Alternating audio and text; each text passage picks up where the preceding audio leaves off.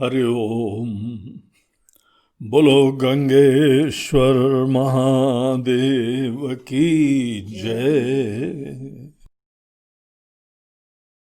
आइए, आज शिव महिम्न स्तोत्र का हम लोगों का समापन का दिन है। ईश्वर की बहुत बड़ी कृपा रही कि शिव महिम्न स्तोत्र जैसे अद्भुत से शिव जी की स्तुति के इस रचना का हम लोगों ने सावन भर, बल्कि जन्माष्टमी तक चिंतन करा। तो ये आप सब लोगों के और हमारे आश्रम में जो भी अंत्यवासी लोग हैं जो सुन रहे हैं, सब लोगों के पुण्य का बहुत बड़ा परिपाक है, ये सौभाग्य है ये। तो आइए, आज अंतिम 3 श्लोकों के ऊपर हम लोग थोड़ा पाठ करके चिंतन करते हैं। ये श्लोक 41 श्लोक से 41, 42, 43, 41, 42, 43, तो ये 3 श्लोक के ऊपर हम लोग चिंतन करते हैं। तो आइए सबसे पहले 41 श्लोक देखें। तव तत्त्वं न जानामि कीदृशोऽसि महेश्वर यादृशोऽसि महादेव तादृशाय नमो नमः। तो यहाँ पर इन समापन के श्लोकों में अनेकों शिव भक्त महात्मा लोग जो हमारे हृदय में शिव भक्ति का चिराग जगाने के लिए समर्पित हैं, जिनका पूरा जीवन इसी के लिए है कि पूरी दुनिया शिव भक्त बन जाए, जो जीवन का परम सत्य है, चिन्मयी है, आनंदमयी है, शाश्वत है, अविनाशी है, करुणा निधान है, सर्वगुण संपन्न है, हमारी वाणी और मन के परे है, सबको व्याप्त करता है, लेकिन तो भी सबसे परे है, असंग है। जब दुनिया भी नहीं थी तब जो था, इस समय दुनिया है तो सब क्यों कण कण में उनकी आत्मा की तरीके से व्याप्त कर रहे हैं। ये वो अधिष्ठान है जहां से जगत रूपी लहर उत्पन्न हुई, जिसमें स्थित है और जिसमें चली जाती है।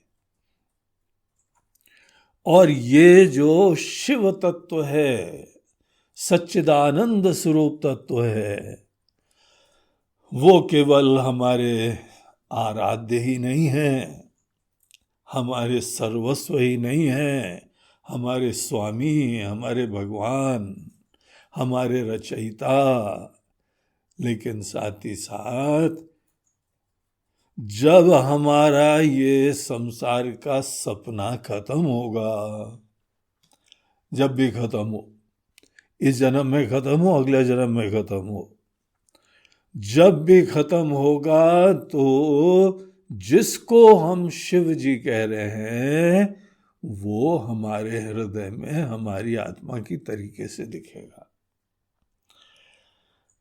तो ऐसे शिव जी, ऐसे जीवन का ये परम सत्य, इसके बारे में हमको श्रद्धा उत्पन्न करी गई, इसका परिचय दिया गया, इसके प्रति श्रद्धा, भक्ति, आदर उत्पन्न करा गया, इन्हीं की स्तुति भजन ये हमारा जीवन कहा गया, परम जीवन का लक्ष्य। बाकी यहाँ खाओ कमाओ सब, रिश्ते नाते सेवा, जहां रहो आशीर्वाद बनो, लेकिन मूल लक्ष्य सत्य में जगना है। जो सत्य में नहीं जगता है वो सो रहा है, कल्पना में। तो इसीलिए हमारे सब संत लोग कहते हैं कि अब जाग मुसाफिर भोर भई, अब रैन कहाँ जो सोवत है। अपने आप को छोटा जीव समझना, अपने भगवान से अलग समझना, ये निद्रा होती है। ये सपना चल रहा है, और इस सपने में अगर सपना है भी तो हमारे मन के अंदर इसी जीवन के परम सत्य के बारे में श्रद्धा भक्ति हो जाए तो ये सपना भी सार्थक और धन्य होने लगता है। ऐसे शिव जी की यहाँ पे पूरी हम लोगों ने श्रवण करा, उनके रहस्यों के बारे में चिंतन करा, और यहाँ पे अब ये महात्मा जी बोलते हैं, तव तत्वं न जानामि कीदृशोऽसि महेश्वर। हे महेश्वर, हम यहाँ पे अनेकों भजन कर रहे हैं, स्तुति कर रहे हैं, गुणगान गा रहे हैं, पूजा करते हैं आपकी, लेकिन हमको ये चीज बहुत अच्छी तरह से पता है, आप हमारी मन से वाणी से परे हैं। हमारी मन और वाणी केवल आपके अस्तित्व की श्रद्धा का सूचक है। एक दिव्य सत्ता है, उसकी सत्ता का सूचक है। आप कैसे हैं? कीदृशोऽसि महेश्वर तव तत्वं न जानामि। ये विनम्रता ही आदमी को आगे बढ़ाती है। देखिए, कोई व्यक्ति किसी क्षेत्र का हो, जब तक उसके अंदर ये अज्ञान का एहसास है कि और जानना शेष है, प्रगति केवल तभी हुआ करती है। जिस दिन आप समझ लो कि आपके जैसा तो कोई है ही नहीं, आप देख लेना, उस दिन आपकी जीवन में विकास की गाड़ी रुक जाएगी। ज्ञान का भी पूरा प्राप्ति की प्रेरणा मर जाएगी, अभिमानी हो जाओगे, हवा में आ जाओगे, और हमारे यह छोटे छोटे कर्णों से, आंखों से, हमारे कान से, हमारे जीभ से हम क्या देखें, क्या अनुभव करें? इस छोटे से मन में, जहां पे हमको अपना भी नहीं पता है हम कौन है, कहां से आए हैं, ये दुनिया क्या है, ऐसे हम लोगों का मन और बुद्धि है। ऐसे मन से हम ईश्वर को, जीवन के मालिक को, परम सत्य को हम क्या जाने? इसीलिए ये अज्ञान के एहसास से ही हमारी साधना चलनी चाहिए, हमारा भजन चलना चाहिए।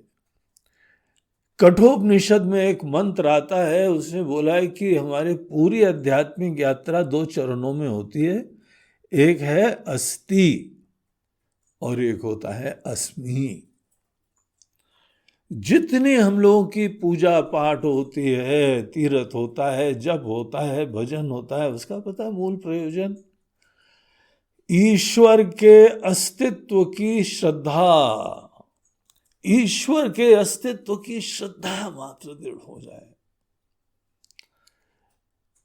जागत रामा सोवत रामा, सपने में भी आवत रामा। उठो तो जो है एक ईश्वरीय सत्ता का अस्तित्व ध्यान रखो। पूजा ध्यान करते हो तो निश्चित रूप से उन्हीं की तरफ ध्यान होता है, एक दिव्य सत्ता है। गीता के अंदर भगवान अर्जुन को बोलते हैं, माम अनुस्मर युद्ध च। सतत तो हमारे अस्तित्व का स्मरण बनाए रखो और अपने कर्म करते रहो। जो भी यत करोषि यदश्नासि यज्जुहोषि ददासि यत। जो भी करो, खाओ पियो, उठो बैठो, तुम्हारे मन में ईश्वरीय सत्ता का एहसास बना रहे, और उनका ही आशीर्वाद बरस रहा है, ये जीवन मिला है, उसकी धन्यता बनी रहे। और जो कुछ भी कर रहे हैं, यद यद करोमि तत्तदखिलम शंभो तव आराधनम, हम सतत उनकी आराधना कर रहे हैं। यज्ञ भाव है हमारे कर्मों में। तो ऐसे जो है हमारी पूरी साधना का प्रयोजन क्या है? अस्तित्व की श्रद्धा। लेकिन वो कैसे हैं, ये विनम्रता से ध्यान रखो, नहीं पता है अभी। ये बचपना मत रखना, नहीं महाराज जी हम जानते हैं, हमारे घर में फोटो है। बोलते फोटो क्या है पता है? तुम्हारे आर्टिस्ट ने जो मन के अंदर कल्पना करी, जो उसको आइडिया दिया गया, उसने बना दिया। उसके द्वारा बनाई हुई चीज एग्जैक्ट भगवान का चित्रण नहीं है, बस एक दिव्य सत्ता है, हमको उसका विश्वास है। जितना भी थोड़ा बहुत पता है वो उनकी महिमा गाने योग्य है, वंदना करने योग्य है। तो देखिए यहां पे अंत में क्या बोल रहे हैं? हे महेश्वर, हे महान च ईश्वर च, जो बहुत महान है और पूरी दुनिया के स्वामी है, ईश्वर है। वही मैनेज करते हैं दुनिया को, सूरज को, चंद्रमा को, मौसम को, आपके हृदय को। पूरी प्रकृति के स्वामी हैं। प्रकृति उनके ही इशारों से चलती है, उनकी इच्छा से चलती है, उनकी ही डिजाइनिंग फैक्ट्री ने ऐसी बनाई हुई है। तो वो कौन है, कैसे हैं? तव तत्त्वं न जानामि कीदृशोऽसि महेश्वर, आप कैसे हैं? तो दूसरी लाइन में समाधान देते हैं। क्या बोलते हैं? यादृशोऽसि महादेव तादृशाय नमो नमः। आप जैसे भी हैं, आप वैसे ही जैसे भी हैं, उसको नमो नमः, बारंबार प्रणाम है।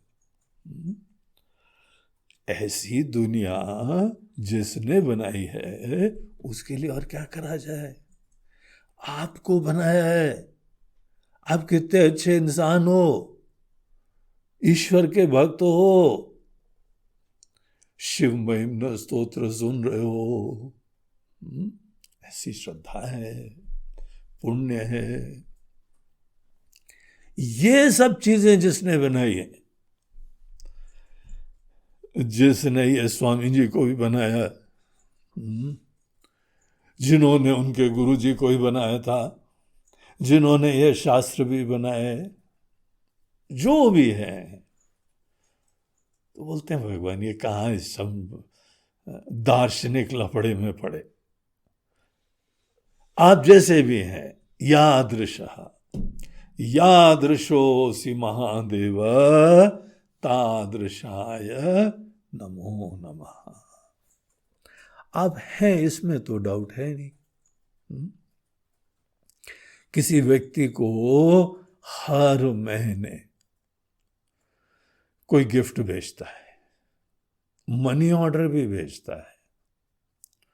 अब मनी ऑर्डर का दृष्टांत हमारे किसी स्वामी जी ने वर्षों पहले सुनाया था, अब हमको थोड़ा अप टू डेट होना चाहिए। कोई तुमको गूगल पे भेजता है, यूपीआई से ट्रांसफर करता है। कोई तुमको हर महीने एनईएफटी से तुम्हारे अकाउंट में पैसे भेजता है। कौन भेजता है ये पता नहीं हमको, उसके अंदर लिखा रहता है एनोनिमस, अज्ञात। अब उन्होंने अज्ञात लिख दिया तो फिर वहां बैंक वाले बोले हो सकता है नाम ही होगा अज्ञात, मिस्टर अज्ञात ने आपको डोनेशन भेजा है। अब हमको पता है अज्ञात का मतलब, वो अपना नाम ही नहीं बताना चाहता। उसका रूप भी नहीं पता, उसका रिश्ता भी नहीं पता, उसका नाम भी नहीं पता, उसका पता भी नहीं पता, कुछ नहीं हमको पता है। लेकिन इतना पता है, राम रस बरसे मन चातक क्यों तरसे, बूंद बूंद में कृपा हरि की अंबर से बरसे। तो भाई आपके अस्तित्व की तो डाउट है नहीं, लेकिन आप कैसे हैं ये हमको पता नहीं है। अगर कुछ हमसे पूछा जाए तो कुछ हमको आइडिया लगता है। एक तो इतने गिफ्ट भेजने वाला बड़ा प्रेमी आदमी है, न जान न पहचान, अपना नाम भी नहीं बताता है, सामने भी नहीं आता है। ऐसे थोड़ी है देने वाले। वो एक सज्जन को जो है किसी फ्रेंड ने विशेष, उसका पार्टी थी, तो बोला यार हमारे पास कोई सूट नहीं है तो अपना जो हमको कोट वोट दे दो, हम दोनों बिल्कुल एक ही साइज के हैं। बोला भाई जाना तो हमको भी है उस पार्टी में। बोला तुमको जाना है, तुम तो पब्लिक में बैठोगे, हमको तो ऊपर बैठना है। देखो तुम्हारा कोट कैसा चमकेगा, पूरी दुनिया तुम्हारा कोट देखेगी। तो उसको ये आइडिया अपील कर गया कि हमारा कोट दुनिया देखेगी, तो उसने दे दिया। अब दे तो दिया हमारा कोट, फिर उसके उपरांत उसको इतना अच्छा लगा, फिर साथ साथ बड़ी ईर्ष्या भी होने लगी, यार इतना अच्छा कोट सिलाया हमने और पार्टी में पहन के ये बैठा हुआ है। अब मन है सोचने लगा, फिर वहां पे एक से बोलता है कोट पहना हुआ है ना हमारा। तो घूम फिर के बाद उनके पास गई, वो जो व्यक्ति कोट पहना था बोला कि यार वो तो तुम्हारा मित्र बोल रहा है, तुम उसका कोट पहन के आए हो। तो उसने उनको फिर खिलाने बुलाया, ये सब बातें बताने की थोड़ी होती हैं, तुम्हारा कोट पहन के आया है, क्यों तुम अपनी भी नाक कटा रहे हो, हमारी भी नाक। ओ सो सॉरी यार, नहीं बोलना चाहिए, भूल से बोल गए। दूसरे व्यक्ति को बोलते हैं वो जो कोट पहना है ना वो हमारा नहीं है। तो फिर उनको संकेत करा कि भैया इस कोट की चर्चा नहीं करो। फिर तीसरे से बोलते हैं वो कोट है ना, उसका हमको पता ही नहीं है। देने वाला कैसे अपना नाम हर जगह बोलता रहता है, ऐसा एहसास दिलाता रहता है। अनेकों मंदिर और आश्रमों में देखो, तीर्थों में देखो, हर पत्थर पे नाम लिखा है, गेंदा लाल के द्वारा ये मार्बल का स्टोन दिया गया है। और ये मिस्टर फूलचंद हैं, सब गेंदा लाल फूलचंद के ऊपर लोग पैदल जा रहे हैं, कुचलते हुए, पता नहीं थूक मारते हुए, लेकिन गेंदा लाल बड़े खुश हैं, हमारा नाम लिखा हुआ है। ये दुनिया में देने वाले होते हैं। एक सज्जन ने हमसे बोला स्वामी जी आपको पंखा चाहिए आश्रम में, तो हम दिलवा देते हैं, जितने चाहिए हम दे देंगे, लेकिन एक कंडीशन है, हर पंखे के ऊपर हमारा नाम होना चाहिए, हम जिसका भी नाम बताएंगे उसका नाम होना चाहिए।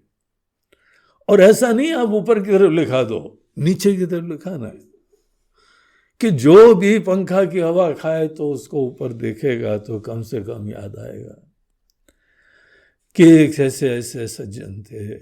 अब सज्जन वज्जन क्या थे, बेवकूफ थे, अज्ञानी थे, अभिमानी थे।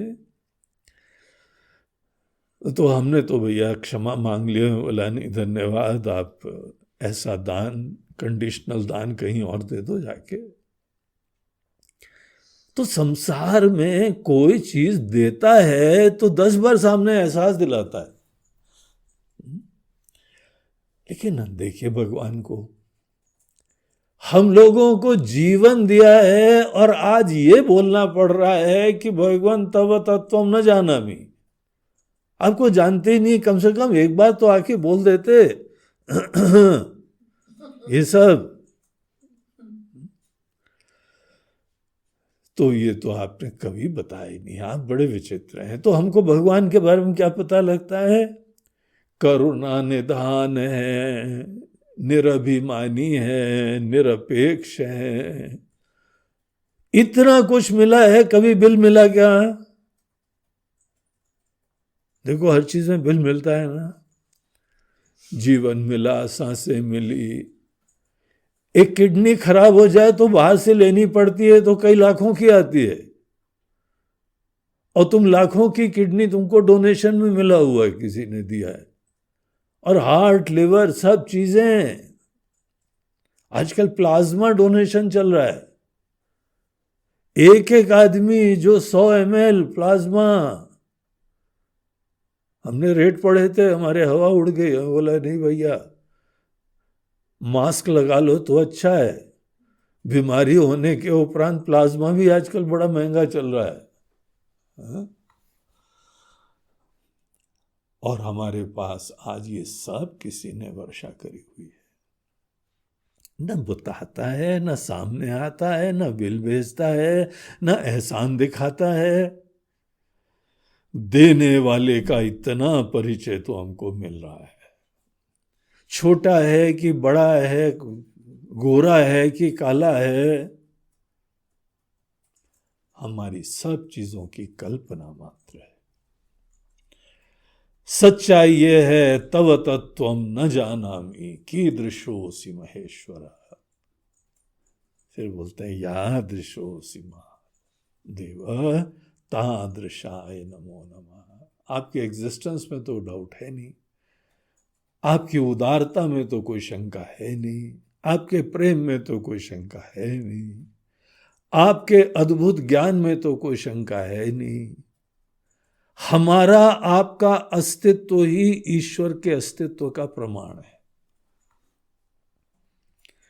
कोई बोलते हैं भगवान है कि नहीं है, क्या पता। बोलते हैं तुम हो, अद्भुत से हो, ये दुनिया है, बस। बगैर सृष्टा के कौन सृष्टि होती? जिसने भी बना, जैसा भी है वो, मगर सृष्टा होना चाहिए।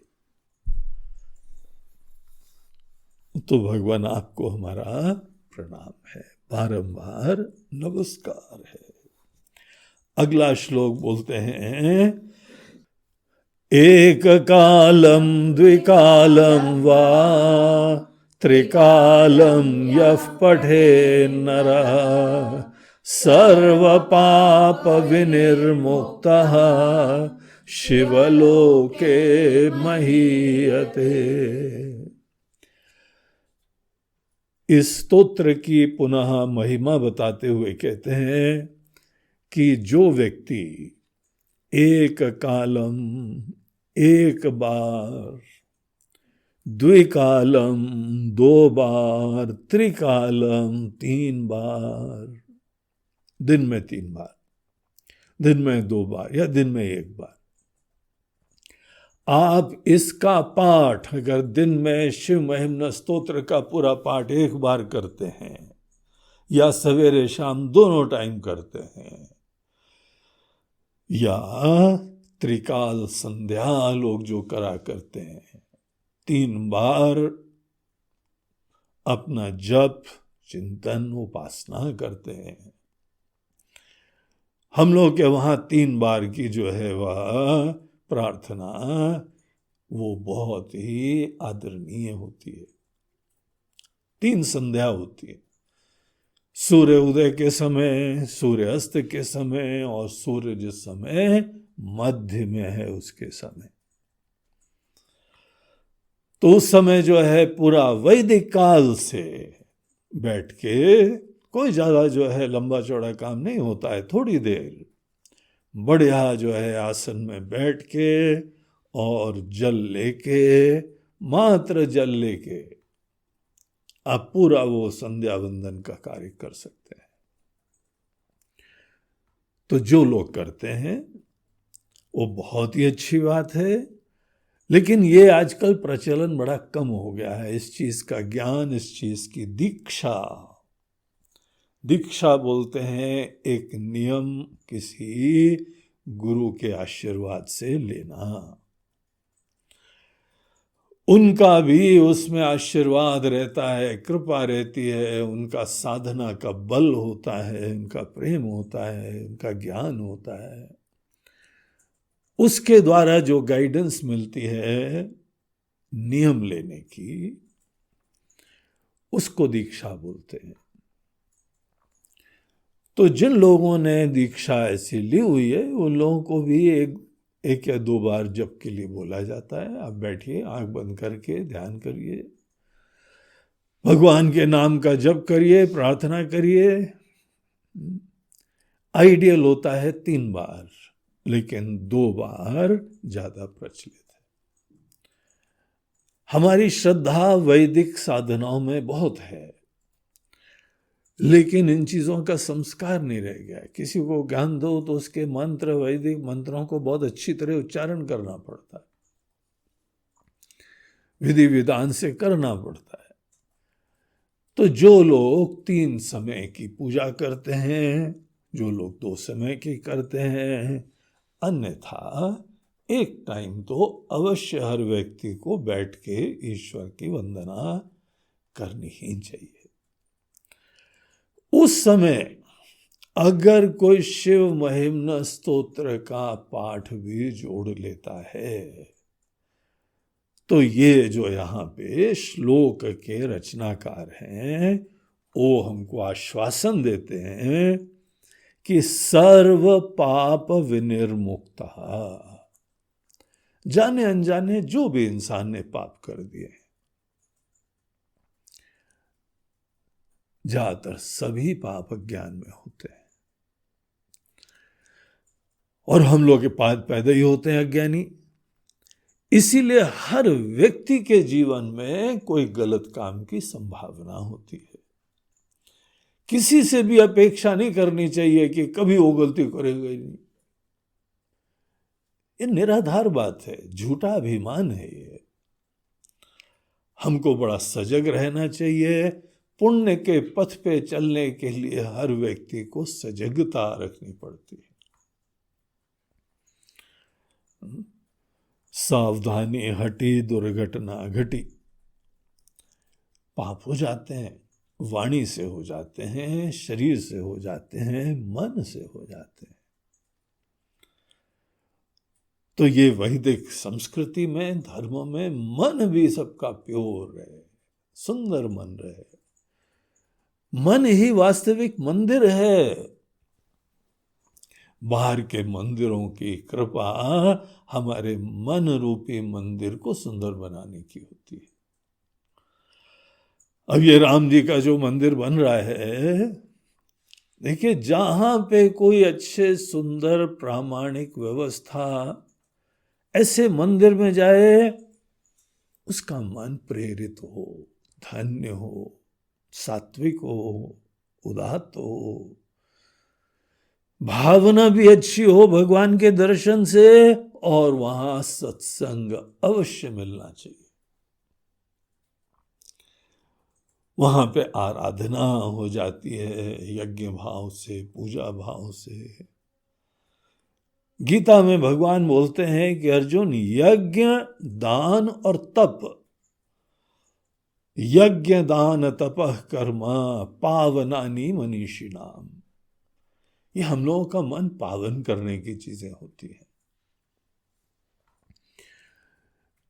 तो हम लोग जहां पर भी जाते हैं, ये हमारे मन को सुंदर बनाता है, मन को पावन करता है। तो मन ही हमारा असली मंदिर है। बाहर के मंदिरों से भी आपका मन पवित्र हो जाए। हमारे हृदय में राम जी बैठते हैं, हृदय में भी बैठते हैं, बाहर भी बैठते हैं। तो थोड़ा मोटा जो है ज्ञान प्राप्त कर लेते, फिर महाराज जी बाहर मंदिर का क्या लेना देना, बाहर तो कोई भगवान तो मन में बैठे हुए हैं। बोलते बाहर तो तुम्हारे हृदय में तो भगवान बैठे हुए हैं, ये बाहर सब में क्या बैठे हुए हैं। ईश्वर को तुम छोटा मत समझो, तुम्हारे शरीर मात्र में संकुचित नहीं है।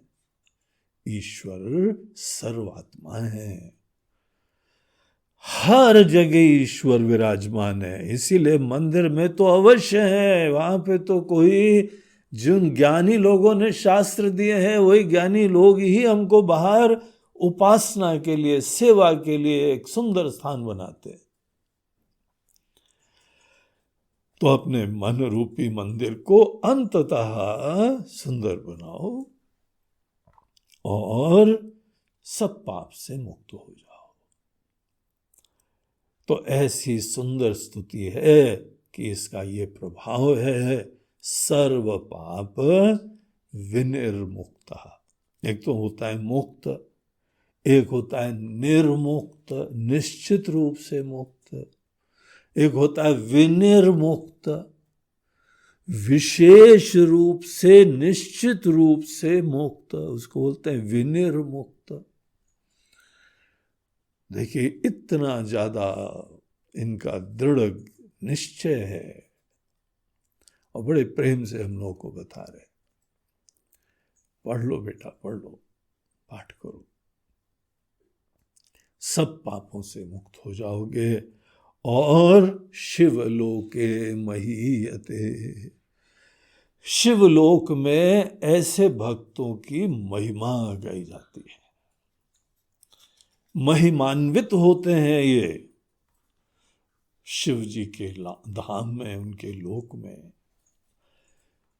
जो शिव भक्त हैं वो आपका जो है सम्मान आदर करेंगे, जो नहीं है वो लोग तो कोई बात नहीं, वहीं अज्ञानी, उनको क्या पता। लेकिन जो मैटर करते हैं लोग, वो आपका आदर सम्मान करेंगे। इस तरीके से आपका जीवन धन्य होगा। इसके पाठ से ही चालू कर दो।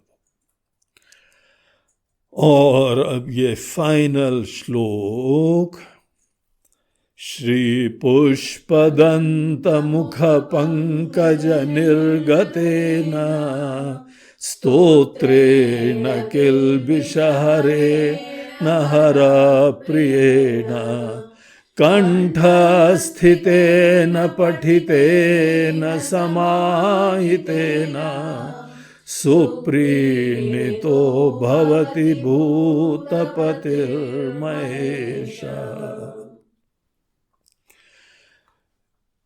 हम इस श्लोक के बारे में आपको बताएं उससे पहले एक पॉइंट आपको बता दें कि ये हम गीता प्रेस की जो किताब है, हम उसमें श्लोक के क्रम को फॉलो कर रहे हैं। यही जो है, आप कई बार दूसरे जगह से अगर यह शिव महिम्न स्तोत्र को खरीदते हैं तो अंतिम श्लोकों में कुछ क्रम भेद दिखाई पड़ता है। ये श्लोक किसी ने आगे कर दिया, कोई दूसरा पीछे कर दिया। ये तो प्रमाण और मिल जाता है कि ये सब बाद में लिखा गया है। प्रारंभ के श्लोकों में कोई जो है क्रम भेद नहीं आता है, तो ये लेटर एडिशंस है, लेकिन बहुत अच्छे महात्मा लोगों के द्वारा दिए गए हैं। बड़े महापुरुष लोग हैं, अच्छे भक्त हैं, जो ऐसी चीजें हमको बता रहे हैं, निश्चित रूप से बड़े अच्छे लोग हैं। तो इसीलिए आपको क्रम भेद अन्य किताबों में मिल सकता है। हम यहाँ पे जिसको फॉलो कर रहे हैं, इस क्रम को, और इसलिए हमने इस क्रम को फॉलो करा है कि यह जन जन में उपलब्ध है। गीता प्रेस को फॉलो करने के अनेकों लाभ होते हैं उनके प्रकाशनों को। एक तो बहुत ही प्रामाणिक उसके अंदर प्रकाशन रहता है, श्लोक का, शब्दों का, व्याख्या का। अनेकों बहुत ही विद्वान महात्मा लोगों ने इस चीज को देखा है, अनेकों बार एडिटिंग करी है, और प्रकाशन भी बहुत अच्छी तरीके से प्यार से होता है, और प्रयोजन भी उनका कोई कमर्शियल नहीं है। केवल सब लोगों के हृदय में ईश्वर का ज्ञान, भक्ति जगाना निस्वार्थ भाव से। ऐसे दुनिया में कहीं नहीं है।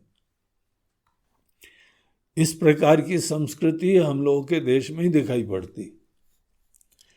इतना बड़ा व्यवस्था अनुष्ठान संस्थान जो बना के सब लोगों को रामायण, गीता, उपनिषद, पुराण, शिव महिमा, सब चीजें जन जन को इतने कम रेट में उपलब्ध करा देते हैं और सब अनेकों भक्त लोग उसको सब्सिडाइज करते हैं।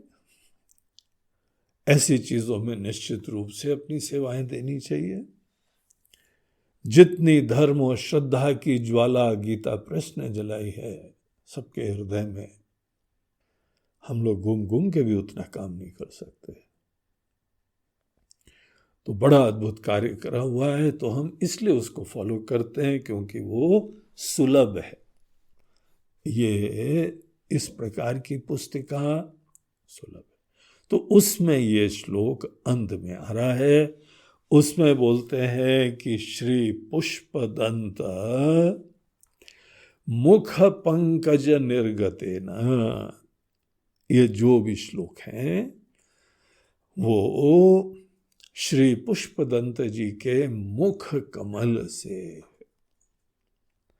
ऐसे में ऐसे शब्द जिसके मुख से निकले, उसका हृदय, उसका ज्ञान, उसकी वाणी, उसकी जीवा जवान जब बहुत ही सुंदर होता है ना, तो अपने देश में उसको कमल से उपमा दी जाती है। इनके मुख पंकज निर्गते न, इनके मुख रूपी पंकज से ये निसृत हुई, अभिव्यक्त हुई। कैसा स्तोत्र? स्तोत्रेण किल्बिषहरेण हर प्रियेण, जो समस्त किल्बिष बोलते हैं पाप को, दोष को। इस स्तोत्र की महिमा ये है कि ये हमारे अंदर के सब पाप, मोह और अज्ञान, इनको क्रम से दूर करने के लिए बहुत ही सहायक होता है, पर्याप्त और प्रामाणिक दिशा प्रदान करता है। देखिए, लोग बहुत सारे ज्ञानी होंगे, लेकिन आपका ज्ञान दूर कर दे वो कहीं महान है। अनेकों लोग सुखी होंगे, लेकिन जो दूसरों का दुख खत्म कर दें और उनको भी सुखी करने के लिए प्रवृत्त हो, कितने महान लोग हैं वो। तो यहां पर इस पूरी रचना का प्रयोजन ये है कि सब लोगों के अंदर किल्बिष हरेना, किल्बिष हर लेता है। और इसीलिए हर प्रियेणा, तो हर हर हर महादेव वाला हर, हर प्रियेणा, जो सब लोगों के सब संताप और संसार को हर लेते हैं, वो शिव जी।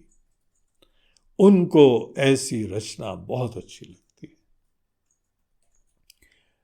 ऐसा ये हम लोगों को प्रमाण दिया गया है, उन लोगों का हमने जीवन देखा है। कंठस्थितेन पठितेन समाहितेन, अब यहां पे एक और कदम आगे ले जाते हैं। बोलते हैं आप पाठ तो कर रहे हैं, आपने अगर नियम ले लिया कि दिन में एक बार पाठ करेंगे, 2 बार करेंगे या 3 बार करेंगे, इसका फल हमको पिछले श्लोक में बता दिया है। अब यहां पे एक कदम और आगे ले जाते हैं, बोलते हैं कि इसकी चैंटिंग पूरा याद करके करना है। उसको बोलते हैं कंठस्थ करना। एक होता है कंठस्थ, एक होता है हृदयस्थ। तो शुरुआत में किसी चीज को हृदय में बैठाने के पूर्व एक हम लोगों के वहां की परंपरा है कि उसको पहले अपने कंठ में बैठा लो, याद कर लो, मेमोराइज कर लो।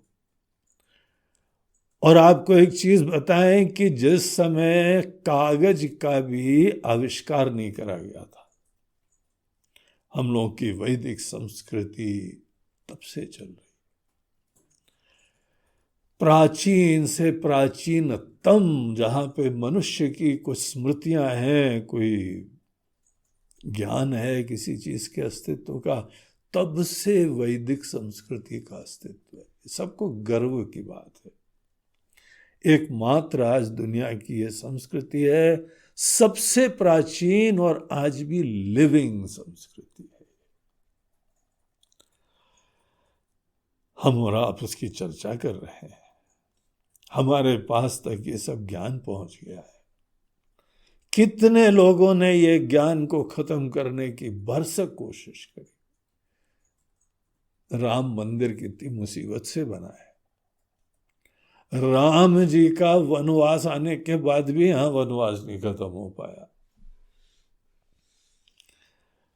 अपने देश में हम लोग अपने भगवान का मंदिर नहीं बना पाए।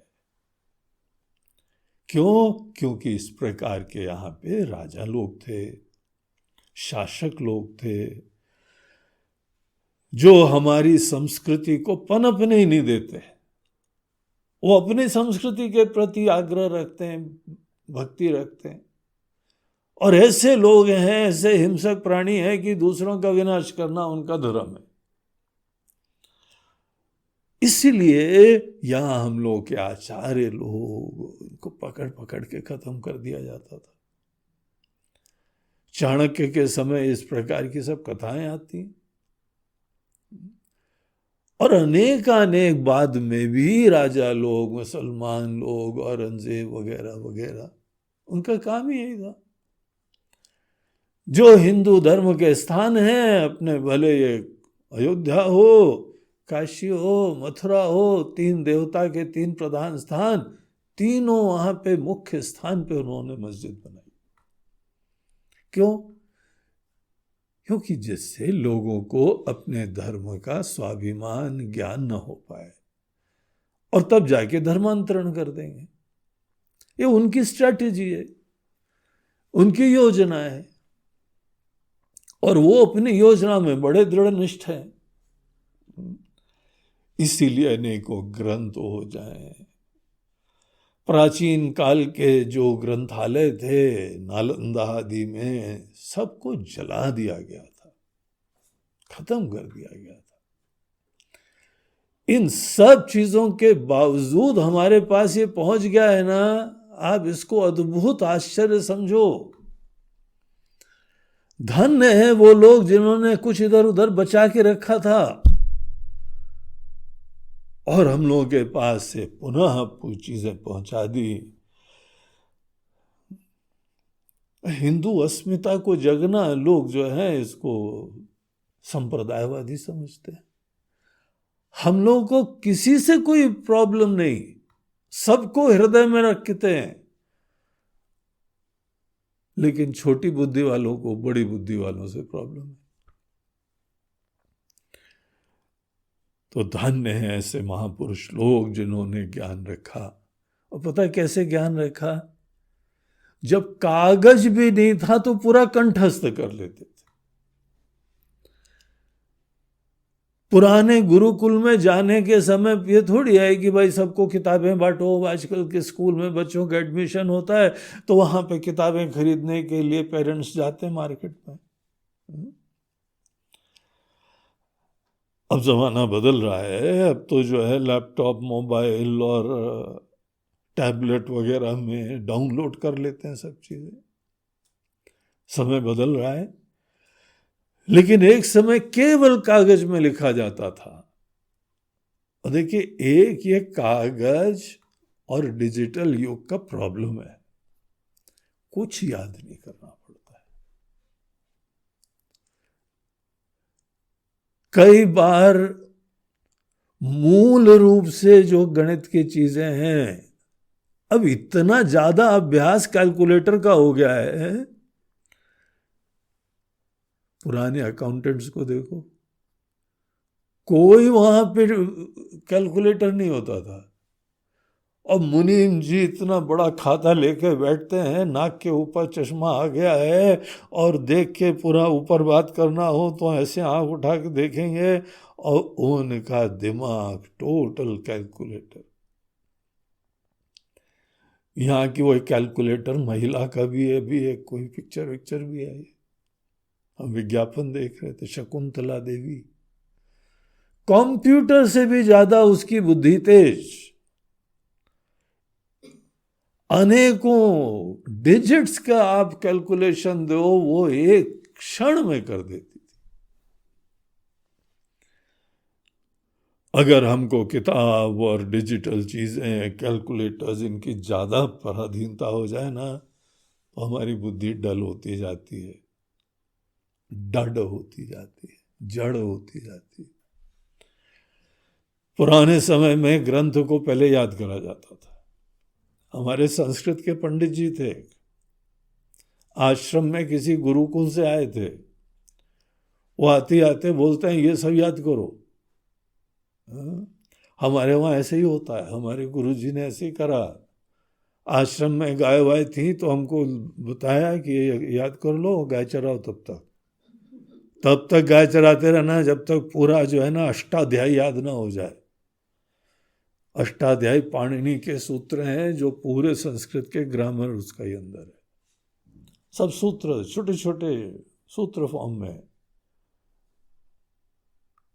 पूरा याद करो। फिर एक स्वामी जी आए, बोलते नहीं केवल अष्टाध्यायी के सूत्र नहीं, उसके ऊपर टीका भी याद करनी पड़ती है। बोला अरे महाराज, मतलब होगा भाई आप लोग के जमाने में, आजकल हमारे पास किताबें हैं, हम क्या याद करें। बोलते करो तो देखो तो, तुम्हारी एकाग्रता अच्छी हो जाती है, मेमोरी अच्छी हो जाती है, मेधा शक्ति बढ़ जाती है। कोई चीज कंठस्थ हो जब हो जाए तो उसको हृदयस्थ करने के लिए बहुत आसानी होती। नहीं तो मेडिटेशन कर रहे हो बहुत ध्यान से, फिर सडनली मोबाइल से टॉर्च लाइट से देखा अगला श्लोक कौन सा है, कहां से फ्रॉम सबलाइम टू रिडिकुलस, सीधे भगवान के पास पहुंच गए थे, फिर आगे दोबारा माया के पास, अगला श्लोक क्या है, अगला वर्ड क्या है। कुछ ना कुछ चीजें जरूर याद करो। और यहां पे वो महिमा बता रहे हैं कि आप अगर शिव महिम्न स्तोत्र याद कर लेते हैं, तोते को भी 10 बार सुनो याद हो जाता है, कोई बड़ी बात थोड़ी है। हम और आप तो इंसान है, हम गीता वगैरह के ऊपर चर्चा करते हैं, करते रहते हैं, रमते रहते हैं, याद हो जाते हैं, तो उसमें कोई बड़ी बात नहीं है। ये हमारी श्रद्धा और प्रेम का सूचक होता है। आप उस चीज में रमते रहें। आंख बंद करके मन में दूसरी चिंता होती रहेगी तो नहीं याद कर पाओगे। पूरा दिल हो जान इसमें लगेगा तो याद कर लोगे। तो कंठ स्थिते न पठिते न समाहिते न, आदमी कंठस्थ करके इसको जो पढ़ता है और साथ ही साथ अपने मन को समाहित रखता है, मन को भी शांत रखता है, इसी में ही लगाता है, इसकी भावना, इसकी जिज्ञासा, इसके एक एक शब्द, इसको बोलते हैं समाहिते न पठिते न।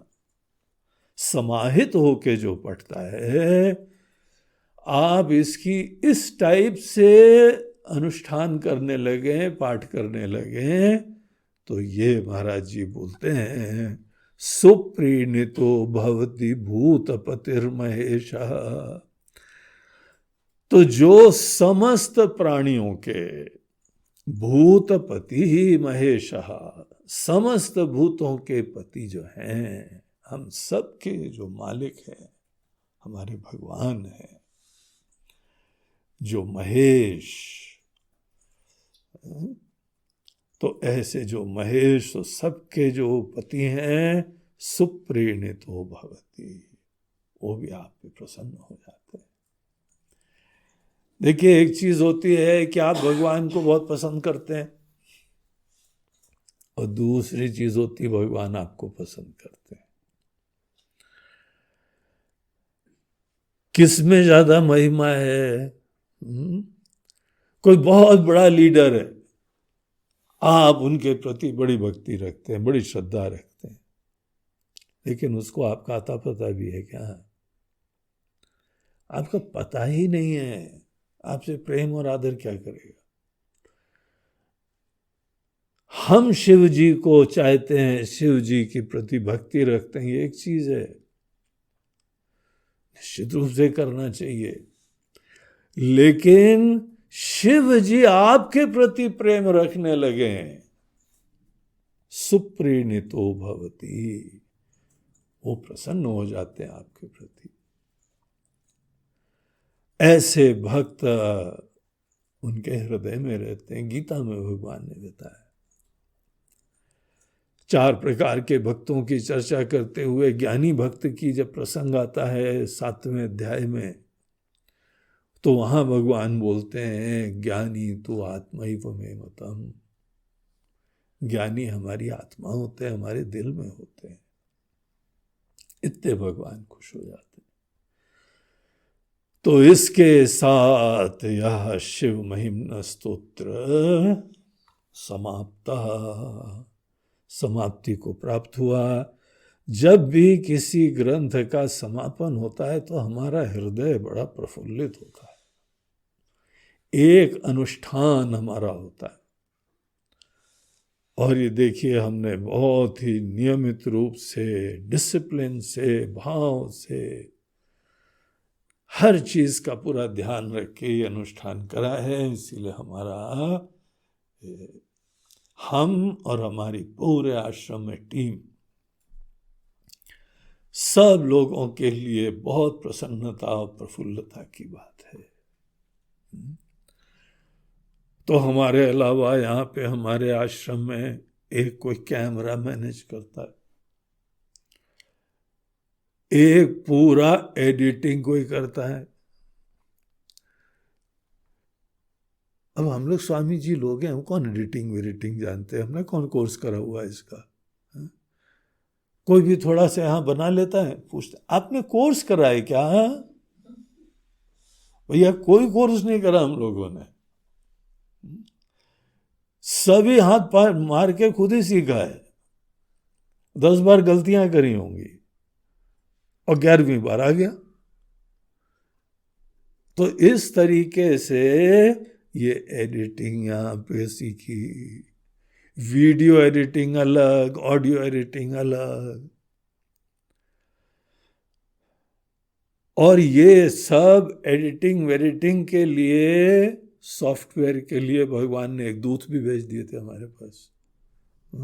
हमारे यहाँ पे शिष्य, हमारे प्रिय भक्त, वो भी आ गए थे, शिव जी के चरणानुरागी। उनके घर में, उनके ऑफिस में, उनकी गाड़ी में, हर जगह हमको शिव जी दिखाई पड़ते थे। बड़ा हमारा मन प्रसन्न हो गया कि राइट भक्त मिले। और महादेव जी की कृपा से कोरोना में वो आश्रम में अटक गए। ये उनका, हमको पहले लगा कि आश्रम में वो अटक गए बेचारे, वो बेचारे हैं।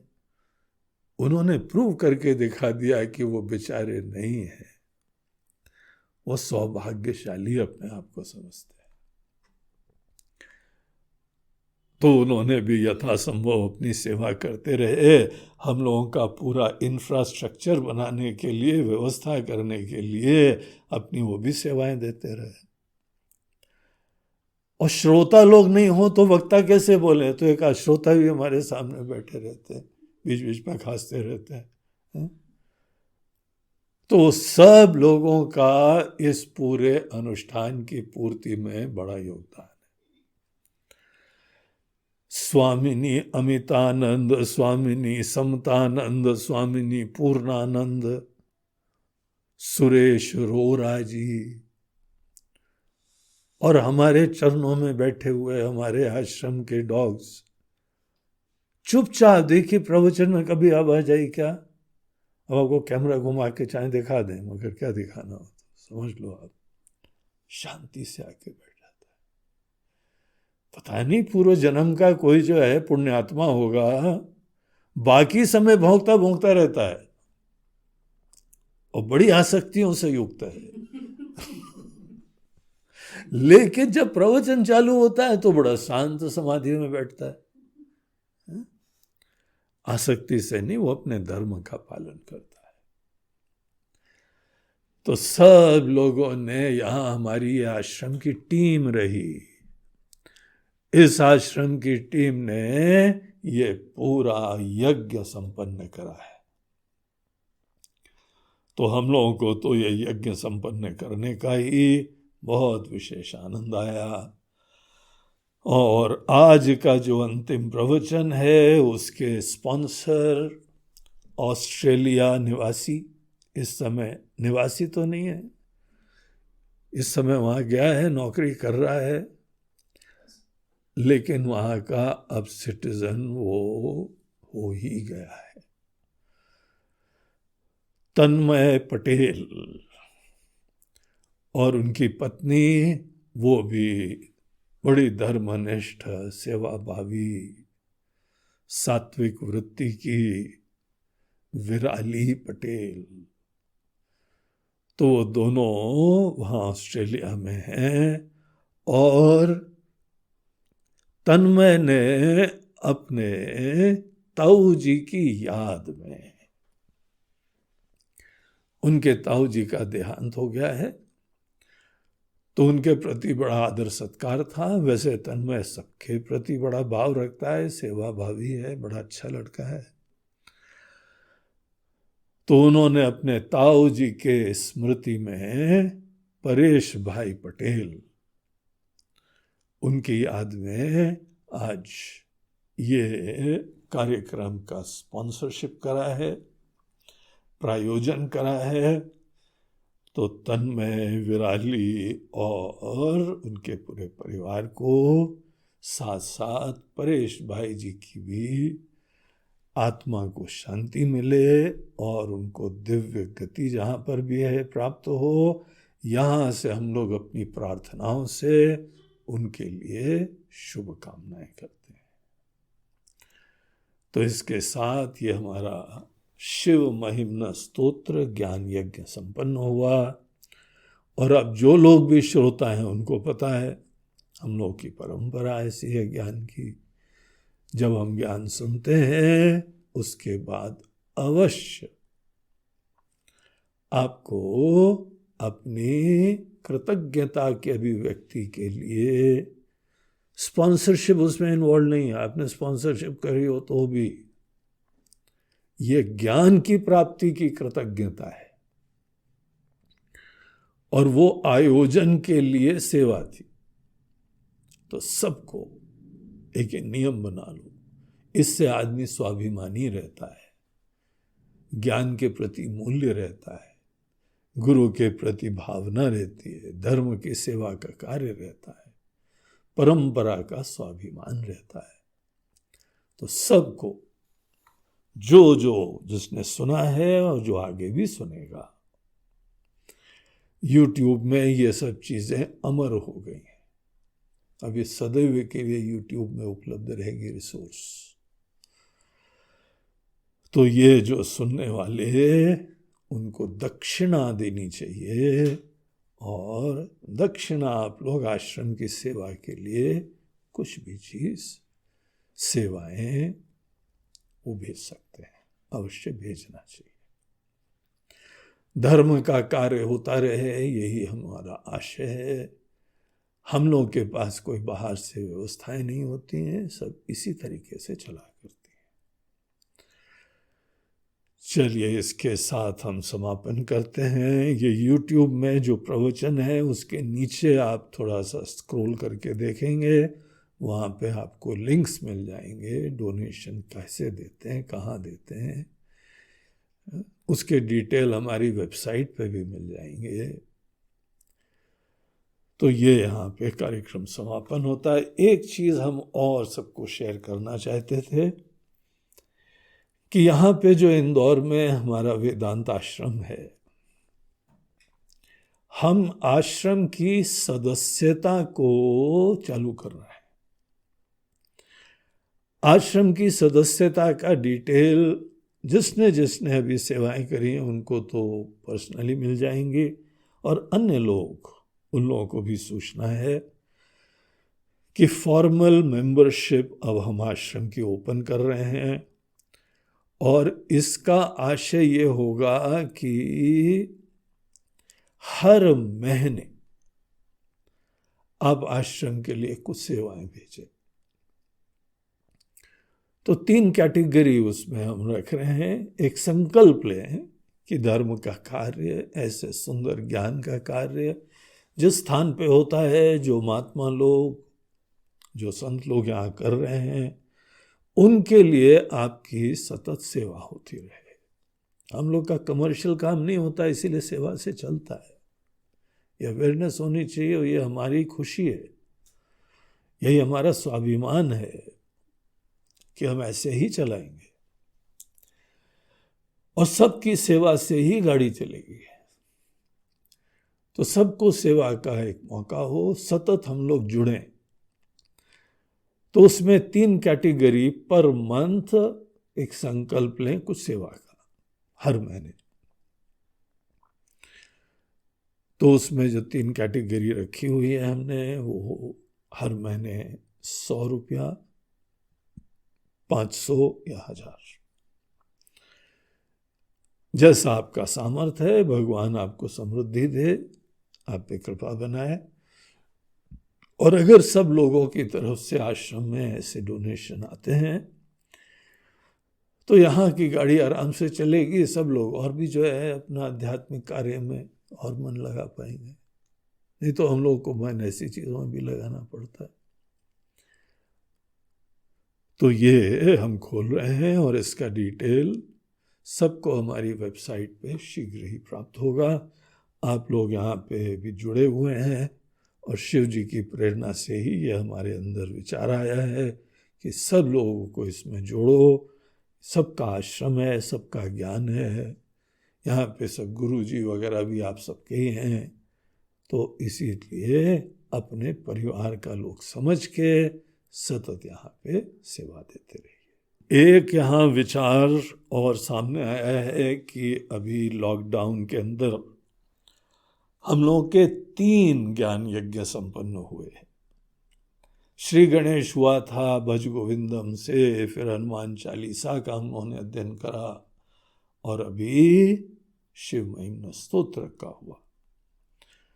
तो वो 45 दिन के वो थे, और अभी भी करीब 39 डेज हो गए। तो ये चलता रहा।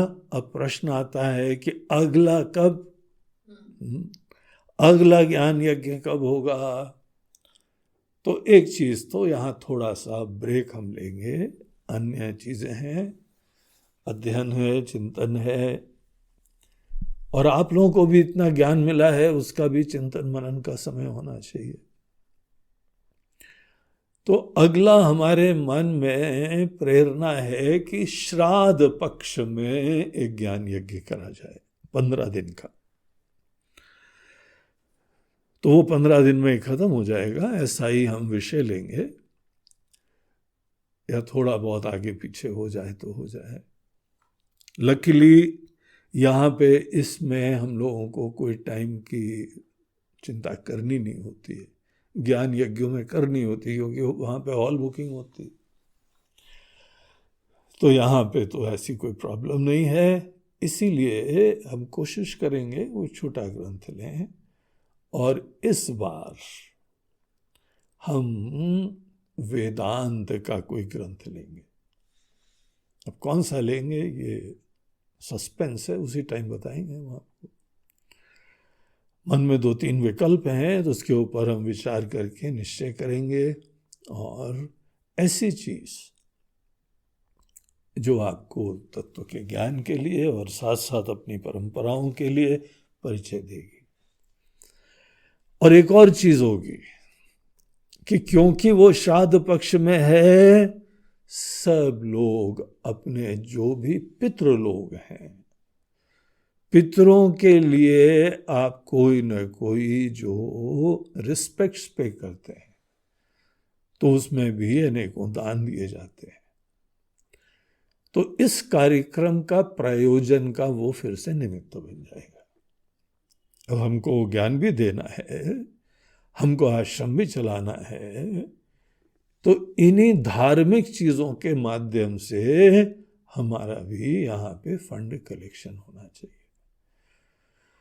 तो आप लोग जो है रेडी हो जाइए, मन ही मन संकल्प कर लीजिए कि अपने पितरों का कौन सा श्राद्ध का दिन होता है, तो जितने भी लोगों का होगा उन सबके नाम, एक ही व्यक्ति का एक दिन होगा यह आवश्यक नहीं है। तो ये सेम सिस्टम हम लोग सितंबर में जाके फिर चालू करेंगे। अब अगस्त के बाद अगले महीने आ जाता है सितंबर, तो एक महीने का तकरीबन हम लोगों का प्रवचन का यहाँ गैप रहेगा। यद्यपि हमारे आश्रम के अनेकों जो स्वामी जी वगैरह हैं, वो लोग कुछ ना कुछ यहाँ पे प्रस्तुत करती रहेंगे, और बड़ी योजनाएं हैं। चैंटिंग क्लास चलाने की है, अनेकों अन्य सेवा के कार्य बताने की है, कुछ ग्रंथों पे क्षेत्रीय भाषाओं के अंदर है। तो सब लोग जो हैं इस समय इंस्पायर्ड हैं, प्रेरित हैं, और हम लोगों के पास व्यवस्था, अपना एक होम स्टूडियो बना लिया है। तो ये सब चीज़ें आराम से हो जाती हैं। हमारा जो यहाँ होम स्टूडियो बन गया, उसके वजह से हमको बड़ी फीडबैक प्राप्त हुई कि हमारी ऑडियो वीडियो क्वालिटी बहुत ही अब संतोषजनक है। तो ये भी बड़ी खुशी की बात है, ईश्वर की कृपा है। जो सब लोगों के सब स्पॉन्सरशिप वगैरह चीज़ें हुई, वो ऐसी कामों में यूज़ होती रही हैं। तो हम लोग और अप टू डेट हो गए हैं टेक्नोलॉजिकली भी। तो ये कार्य फिर एक महीने के अंतराल के बाद पुनः चालू होगा। नमः पार्वती पतये हर हर महादेव। नर्मदे